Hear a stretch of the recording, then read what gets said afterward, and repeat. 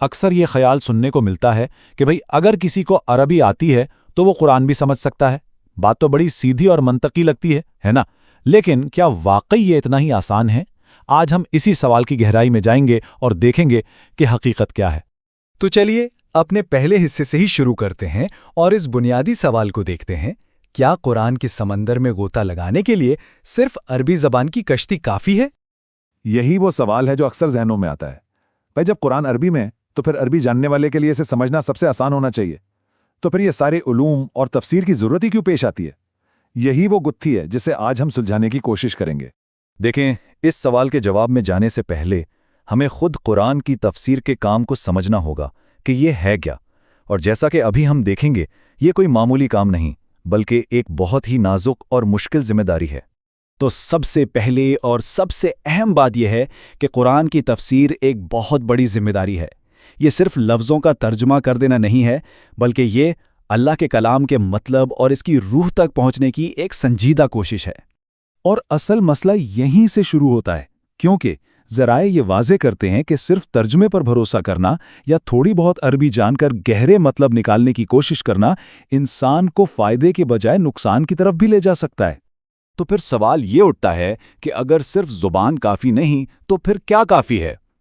ایک مستند مفسر یعنی قرآن کی تشریح کرنے والے عالم بننے کے لیے آخر علم کے کن کن خزانوں کی ضرورت پڑتی ہے؟ آئیے ذرا ان پر ایک نظر ڈالتے ہیں۔ یہاں آ کر بات بالکل واضح ہو جاتی ہے، یہ صرف زبان کا کھیل نہیں ہے۔ ایک مفسر کو عربی گرامر یعنی نحو و صرف، ادب اور بلاغت کے ساتھ ساتھ علم حدیث، اصول فقہ، اصول تفسیر اور عقائد و کلام جیسے درجنوں علوم پر عبور حاصل کرنا پڑتا ہے۔ یہ ایک پورا علمی نظام ہے۔ اسے ایک بہت آسان مثال سے سمجھتے ہیں۔ کیا کوئی شخص صرف انگریزی سیکھ کر میڈیکل کی کتابیں پڑھنے سے ڈاکٹر بن سکتا ہے؟ یا انجینئرنگ کی کتابیں پڑھ کر انجینئر کہلائے گا؟ بالکل بھی نہیں۔ اسے سالوں تک ماہر اساتذہ سے پڑھنا پڑتا ہے۔ بالکل یہی اصول قرآن کے معاملے میں بھی ہے۔ صرف عربی زبان جان لینا کسی کو قرآن کا مفسر نہیں بنا دیتا۔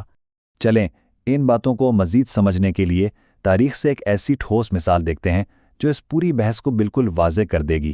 8 یہ صرف ایک نمبر نہیں ہے، اس ایک نمبر کے پیچھے ایک بہت گہری حقیقت چھپی ہوئی ہے، اور وہ حقیقت یہ ہے کہ حضرت عبداللہ بن عمر رضی اللہ عنہ، جن کی اپنی زبان عربی تھی، جو نبی اکرم صلی اللہ علیہ وسلم کی صحبت میں رہے، انہوں نے صرف ایک سورت سورہ بقرہ کو سمجھنے اور سیکھنے میں 8 سال لگا دیے۔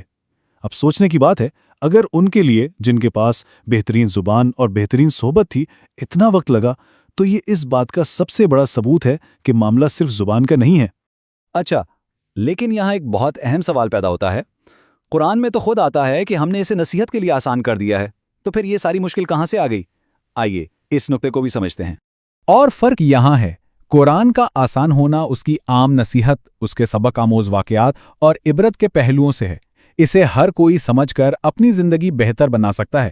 لیکن جب بات گہرے علمی مضامین، احکام اور قوانین نکالنے یا عقائد کی تشریح کی آتی ہے تو یہ وہ میدان ہے جہاں گہری علمی مہارت کی ضرورت پڑتی ہے۔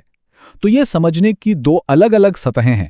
تو اب آتے ہیں اس بحث کے سب سے اہم اور شاید سب سے سنجیدہ پہلو کی طرف۔ ہم نے یہ تو جان لیا کہ کیا ضروری ہے، لیکن اگر ان شرائط کو نظر انداز کر کے بغیر علم کے اس میدان میں کوئی قدم رکھے تو اس کے نتائج کتنے سنگین ہو سکتے ہیں؟ تو خلاصہ یہ نکلا کہ قرآن کے بارے میں مطلوبہ علم کے بغیر یا صرف اپنی رائے اور سوچ کی بنیاد پر بات کرنا کوئی چھوٹی موٹی غلطی نہیں بلکہ ایک بہت بڑی جسارت ہے۔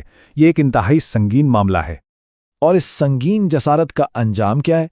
حدیث میں اس پر جہنم کی وعید جیسی سخت ترین تنبیہ کی گئی ہے۔ یہ ایک گہرا پیغام ہے جو اس پوری بحث کو سمیٹ دیتا ہے۔ قرآن کا فہم ایک سفر ہے جس کی پہلی سیڑھی زبان ضرور ہے، لیکن اس کی منزل گہرے علم، عاجزی اور خدا کے خوف کے بغیر کبھی نہیں مل سکتی۔